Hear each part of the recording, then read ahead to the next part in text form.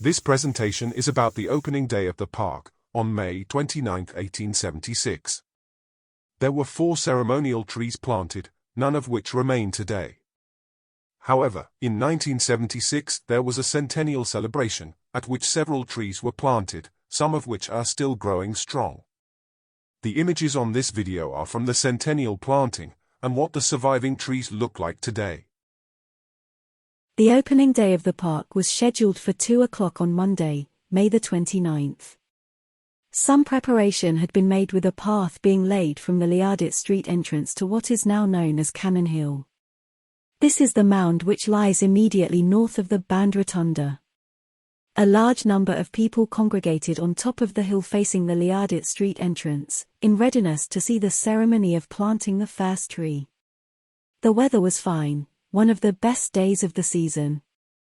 The superintendent, Fred Carrington, along with his daughters, Jessie and Jane, arrived in the ground early, with a number of their friends.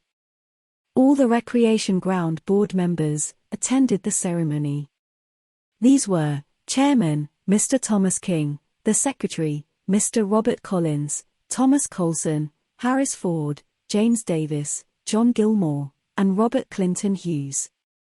Mr. King addressing His Honor the Superintendent said, "It was now upward of 38 years since he as representative of the New Zealand Company surveyed and laid out the town of New Plymouth, and His Honor would no doubt remember that he then set apart land that surrounded the town as broad belts and also made large reserves for recreation purposes.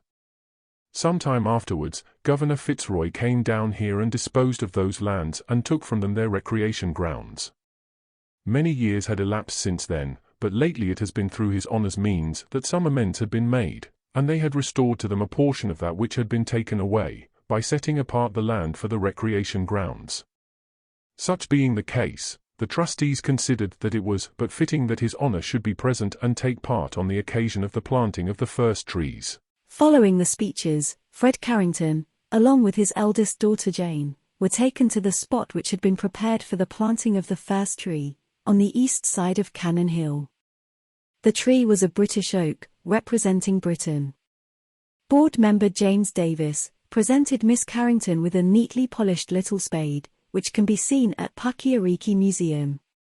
There is an inscription on one side of the spade handle, which reads, "To plant the first tree in the recreation ground." The inscription on the opposite side reads, "Presented to Miss Carrington." A large hole had been dug and the tree placed in it, which was held by Tom Coulson, whilst Miss Jane Carrington very gracefully lifted some earth with the spade, and threw it over the roots. A similar process was carried out on the north side of the mound, where a pururi was planted, representing New Zealand, and again, the same happened on the west side, where a Norfolk Island pine was planted, representing the South Pacific. On the south side, a Pinus insignis was planted representing America. The ceremony was brought to a conclusion with the band playing the national anthem. Following the official planting, other folk were invited to plant trees. A rimu was planted by Mrs. M. A. Hughes, a yew by Mrs. T. K. Skinner, a Norfolk Island pine by Thomas Colson, and a pururi by Mr. R. Hughes. James Mitchinson of Egmont Nursery donated many young trees for the public to plant. Land had been prepared for this, to the south of the path between Cannon Hill and Fountain Lake.